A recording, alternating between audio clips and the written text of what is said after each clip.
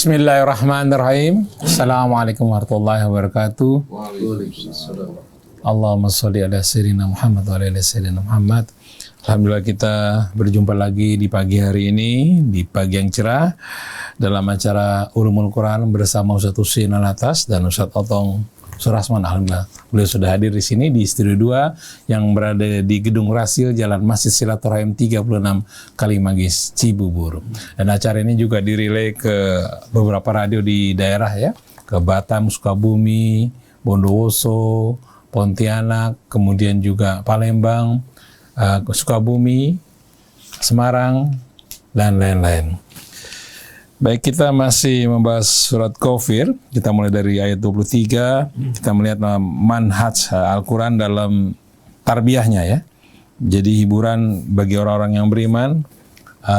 Bagaimana Allah memberi cobaan, dan ini juga mengandung hiburan. Nanti akan dijelaskan oleh Ustaz Husein Alatas. Salam Ustaz Husein. Ustaz Otong. Oke, Kang Ondi. Baik, kita mulai acara ini dengan membaca Al-Fatihah.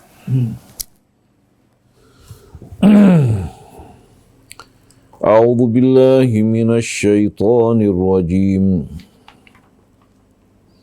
Bismillahirrahmanirrahim. Alhamdulillahi rabbil alamin. Ar-Rahmanir Rahim. Maliki yaumiddin. Iyyaka na'budu wa iyyaka nasta'in. Ihdinas siratal mustaqim. Siratal ladzina an'amta 'alaihim ghairil maghdubi 'alaihim waladdallin. Amin.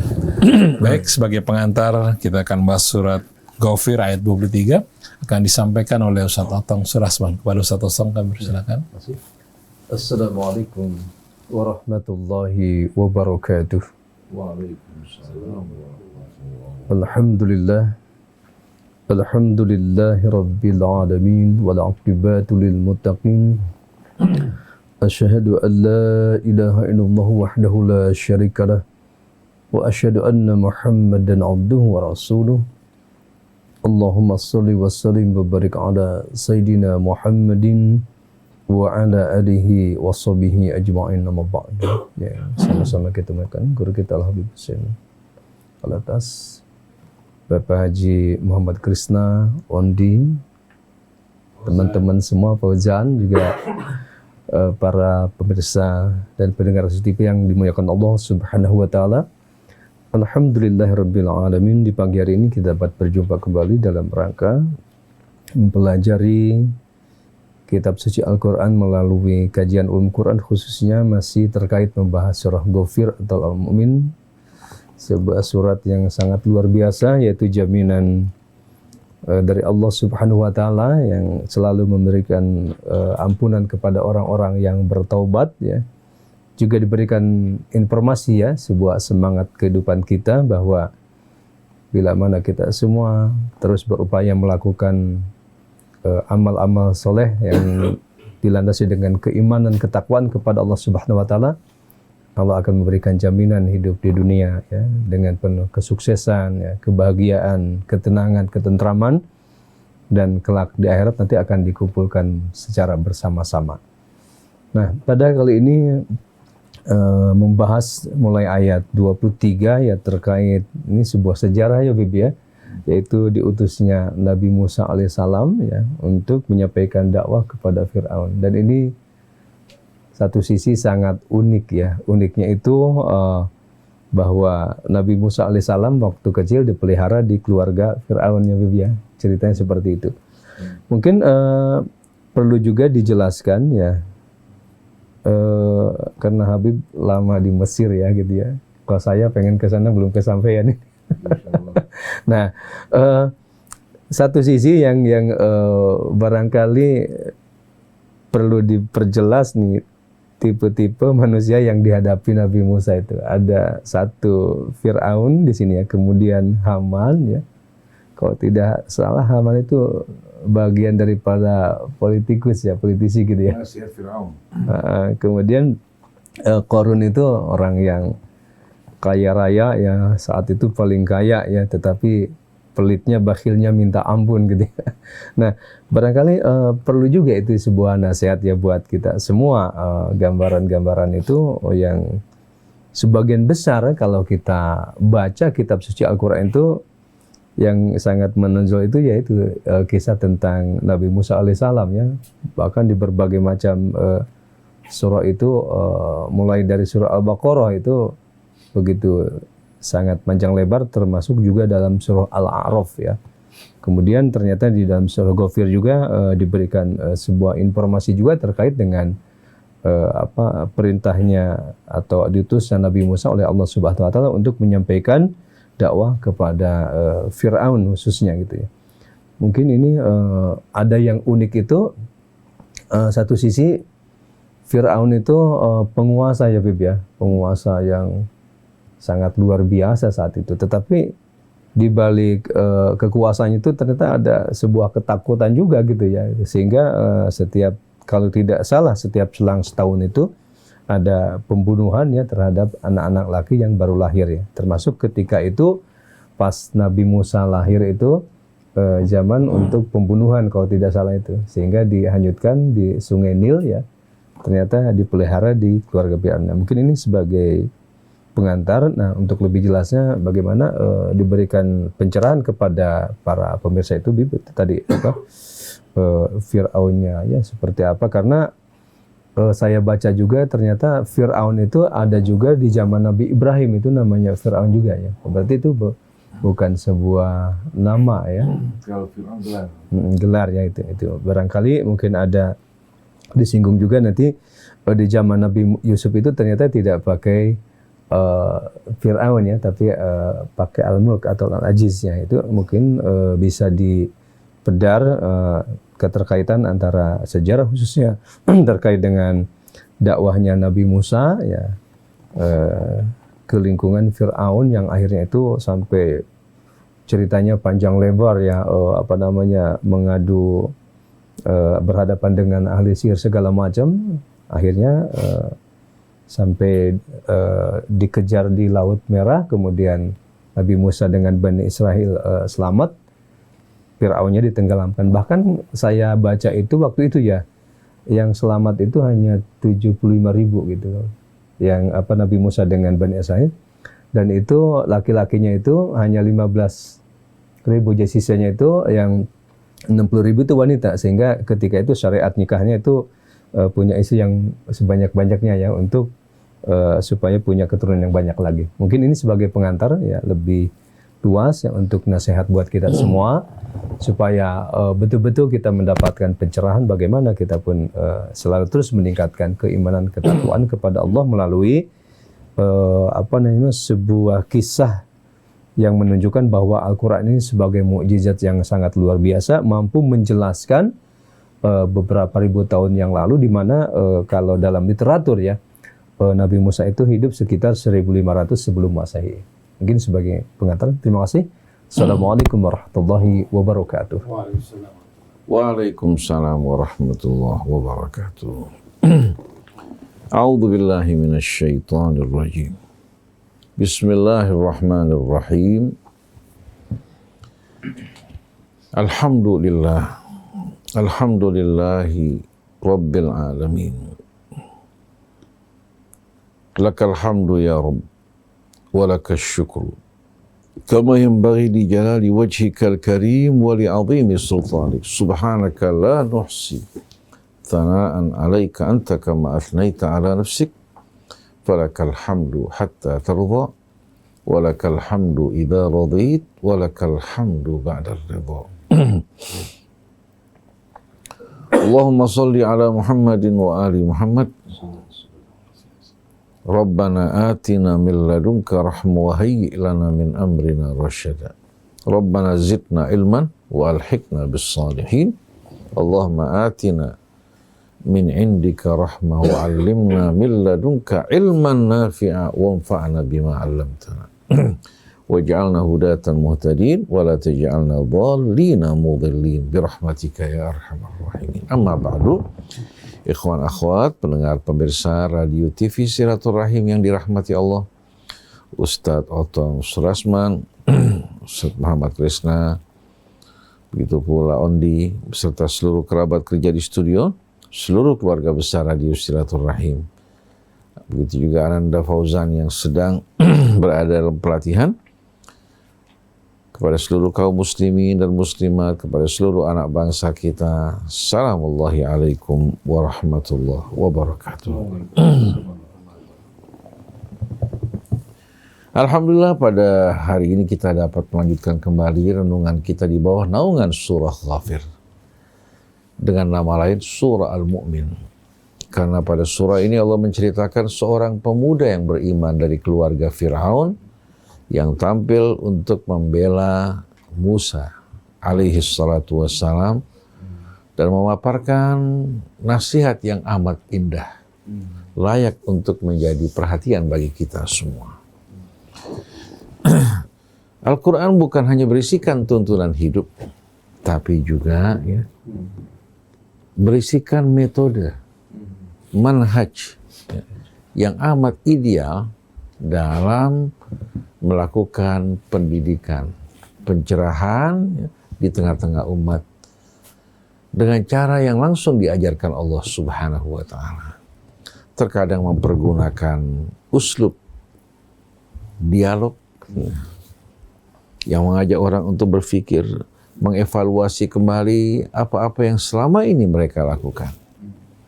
Terkadang mempergunakan uslub al-amthal, perumpamaan. Terkadang dengan memaparkan kisah-kisah dari umat sebelum Nabi kita Muhammad SAW untuk menjadi pelajaran yang kita ambil ibrahnya, bahwasannya bukan hanya Nabi kita dan umat yang menghadapi cobaan, tapi umat-umat sebelum kita juga menghadapi cobaan yang sama. Tidak ada orang yang membawa kebenaran kecuali pasti akan dimusuhi. Syaitan akan menghasut, membisik-bisikkan para sekutunya untuk menghadang para pendakwah yang mengajak manusia untuk kembali kepada Allah dan bersatu di jalannya. Nah, Rasulullah SAW di tengah-tengah dakwahnya bersama kaum musyrikin, begitu pula orang-orang Yahudi, tidak sedikit cemoohan, lewean, begitu juga fitnah yang dilontarkan kepadanya, stigma-stigma negatif, membuat Nabi berduka bersedih, dan juga banyak sahabat-sahabat yang mengalami penganiayaan. Nah, untuk menghibur Nabi kita, begitu juga menghibur sahabat-sahabat beliau dan mereka-mereka yang beriman, Allah ceritakan kisah-kisah dari umat terdahulu agar kita tidak terkejut, tidak mengalami rasa frustasi. Ini merupakan sunnatullah. Dan ini merupakan ujian bagi para pendakwah. Apakah yang mereka inginkan Allah dan hari akhirat? Apakah yang mereka inginkan kehidupan dunia ini? Nah, sekarang kita berpindah ke dalam uslub al-qissah, uslub cerita, dengan hikmah-hikmah yang terdapat di dalamnya agar kita ambil pelajaran. Setelah sebelumnya Allah Subhanahu wa Ta'ala mengajak kita untuk belajar dari umat-umat terdahulu yang terkena azab dan murka Allah, agar kita tidak mengulangi kesalahan mereka. Akhirnya Allah mengulangi juga hukumannya terhadap kita sebagaimana yang Allah lakukan terhadap orang sebelum kita. A'udzu billahi minasyaitonir rajim. Bismillahirrahmanirrahim. Walaqad arsalna Musa biayatina wa sultanin mubin. Sesungguhnya kami telah mengutus Musa dengan membawa ayat-ayat kami, membawa tanda-tanda dan bukti-bukti kebenaran yang datang dari kami. Wa sultanin mubin. Ya, dengan ayat-ayat kami, bukti-bukti melalui mukjizat yang Allah Subhanahu wa Ta'ala berikan kepada Musa. Wa sultanin mubin, dan sultan yang benar-benar memberikan penjelasan yang sejelas-jelasnya. Maksud dari sultan di sini, dengan sendirinya apa? Dengan sendirinya bukti argumentasi yang benar-benar tak terbantahkan dan tak terkalahkan. Semua yang menentangnya akan jatuh berguguran. Mubin yang artinya memberikan penerangan penjelasan yang sejelas-jelasnya. Allah turunkan kitab Taurat sama dengan Al-Quran. Sebagai apa? Sebagai pedoman hidup, juga sebagai bukti kebenaran dan hujjah Allah Subhanahu wa Ta'ala bagi manusia, agar di hari kemudian nanti manusia tidak mengatakan kami tidak pernah sama sekali menerima petunjuk atau menerima kitab yang diturunkan di tengah-tengah kami agar kami jadikan sebagai pedoman hidup. Nah, siapa saja yang mempelajari kitab Allah, dia akan menemukan bahwa semua kebenaran di hadapan kebenaran Allah pucat. Semua cahaya yang berasal dari makhluk redup dan pudar di hadapan cahaya Al-Quran. Al-Quran adalah al-haq, kebenaran yang sejati karena berasal dari siapa? Dari Allah Subhanahu wa Ta'ala al-haq. Di mana firman-Nya benar, tidak terdapat kebohongan, tidak pula terdapat keraguan di dalamnya. Dzalikal kitab, itulah kitab yang benar-benar sempurna dan tak meragukan. La raiba fi, tidak terdapat keraguan di dalamnya. Hudan lil muttaqin, petunjuk bagi orang yang bertakwa. Jadi samping mukjizat-mukjizat seperti tongkat yang berubah menjadi ular, ya, yang menelan sihir-sihir mereka, tongkat juga yang dilontarkan ke lautan hingga lautan terbelah menjadi dua, kemudian melahirkan jalan yang aman bagi Fir'aun dan Bani Israel. Begitu pula ayat-ayat mukjizat dalam bentuk bala tentara Allah, seperti Al-Qummal, begitu juga Ab-Bafadi, kodok, ya. Kemudian Jarad yang merusak tanaman mereka, itu belalang yang merusak tanaman mereka. Kemudian juga apa? Darah, di mana air-air mereka berubah warnanya sama dengan warna darah. Setiap kali mereka akan minum, airnya berubah menjadi warna darah. Di samping semua itu Allah turunkan kitab Taurat sebagai bukti akan kebenaran yang tidak meragukan sedikit pun. Oleh karena itu rata-rata raja-raja penguasa, orang-orang yang zalim akan selalu menghindar dari kitab Allah. Kenapa? Karena kitab Allah nggak bisa diajak untuk berkolusi. Tidak bisa diajak kerjasama karena yang berbicara adalah Allah. Di saat ulama menempatkan ayat-ayat Allah bukan pada tempatnya, Al-Quran tidak akan menerima. Oleh karena itu akan tampil orang-orang yang membantah kepalsuan, kebohongan mereka yang berbohong atas nama Allah Subhanahu wa Ta'ala. Jadi sungguh kami telah mengutus Musa dengan ayat-ayat kami wa sultanin mubin, dan bukti, ya, yang tak terbantahkan, yang tak terkalahkan, yang memberikan penjelasan yang sejelas-jelasnya. Kepada siapa Musa diutus?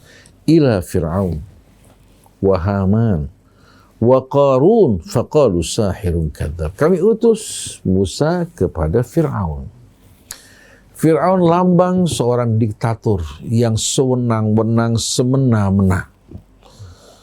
Karena kekuasaan begitu luas, kesombongan mengajak rakyatnya untuk menjadikan dirinya sebagai Tuhan.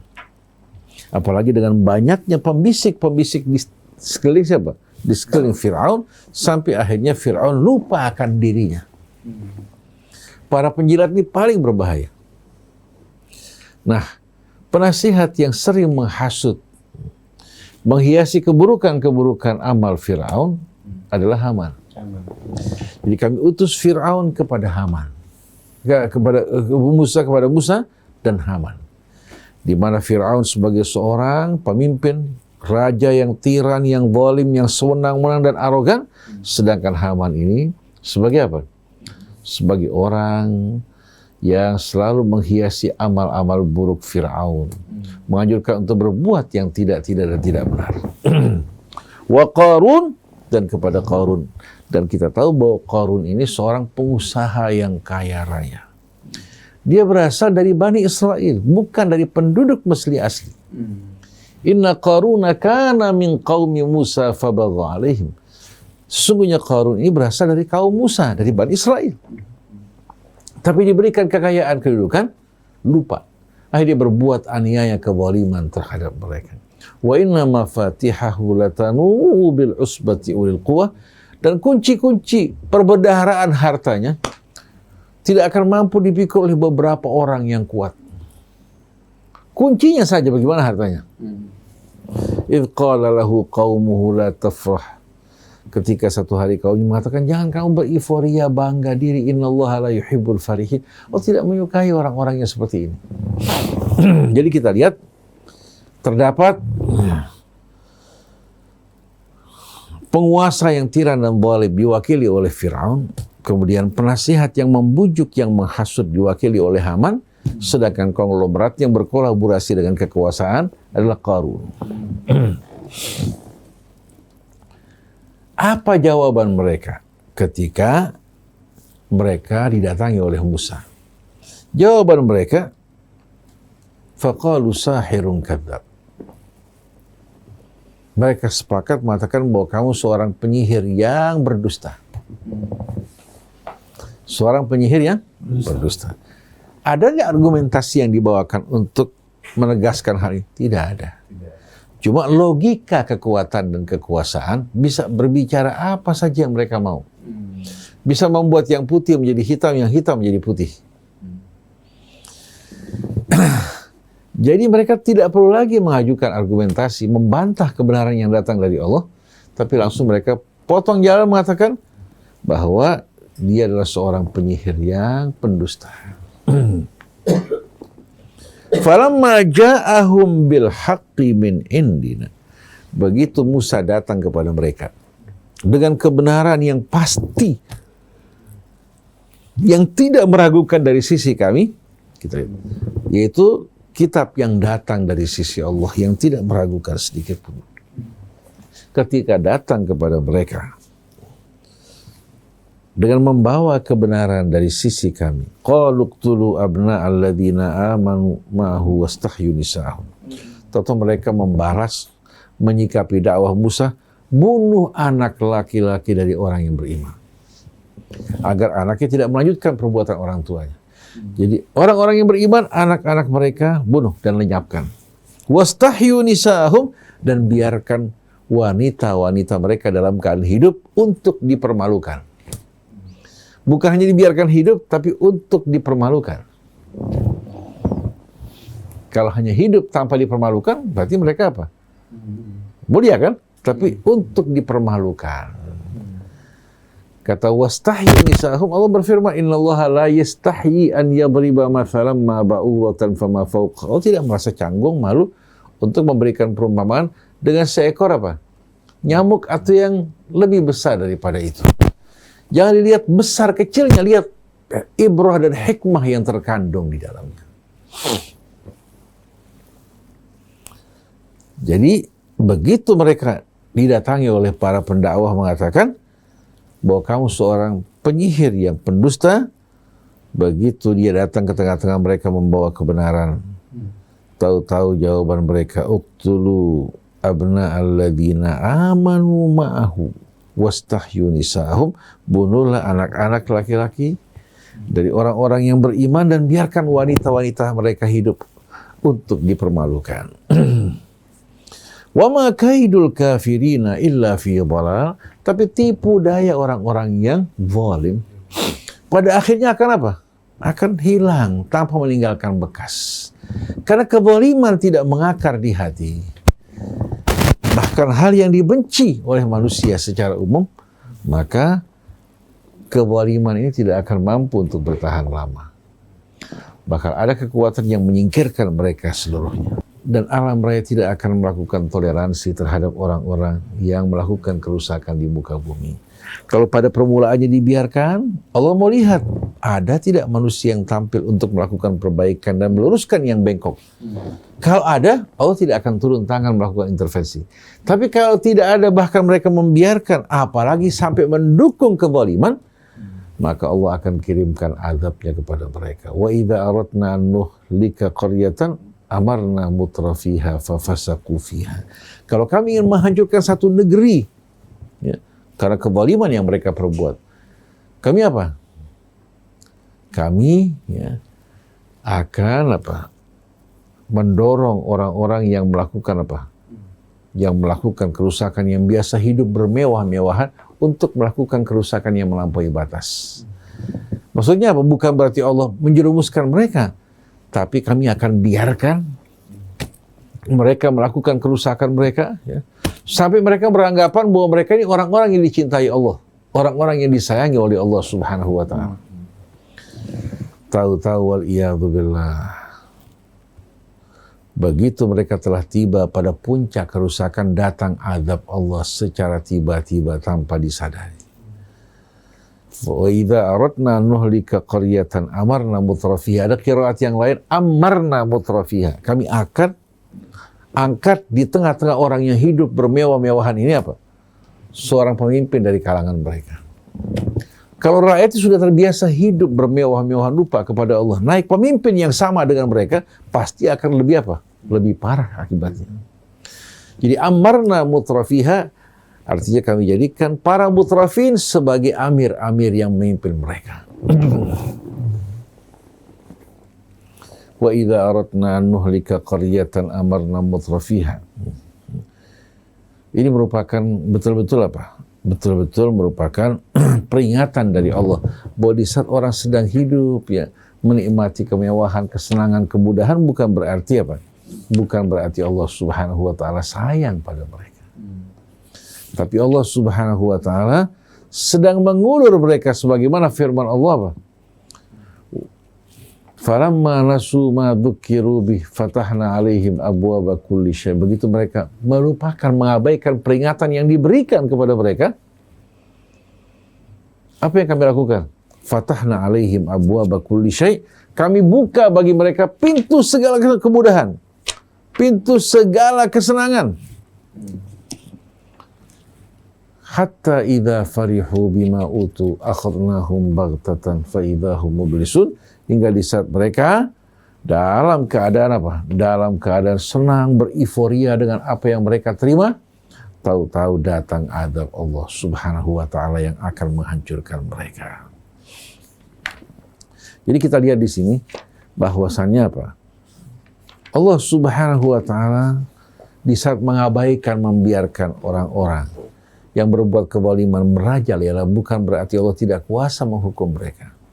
Bukan berarti Allah melupakan mereka, tapi Allah sedang mengulur. Dan Allah melihat dari hamba-hambanya yang beriman, ada tidak yang tampil untuk melakukan amar ma'ruf dan nahi munkar. Kalau tidak, maka yang akan datang wal iyadzubillah, azab yang akan menghancurkan dan merusak. Pada saat mereka berdoa, doa mereka tidak dikabulkan karena mereka pada saat-saat orang-orang yang zalim berbuat kerusakan, mereka berdiam, berpangku tangan. Bahkan banyak dari mereka yang duduk bersama-sama orang yang zalim.